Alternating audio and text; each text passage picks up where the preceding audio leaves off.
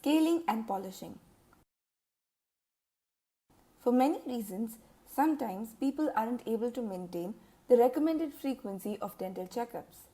Harmful bacteria and hardened deposits called calculus build up on the teeth above and below the gum line, releasing toxins that cause gum disease known as periodontitis.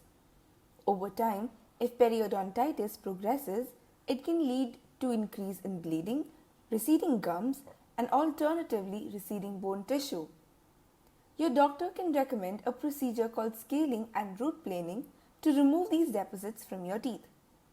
It is performed with a hand scaler or an ultrasonic cleaner, which uses high frequency vibrations to separate calculus from the tooth.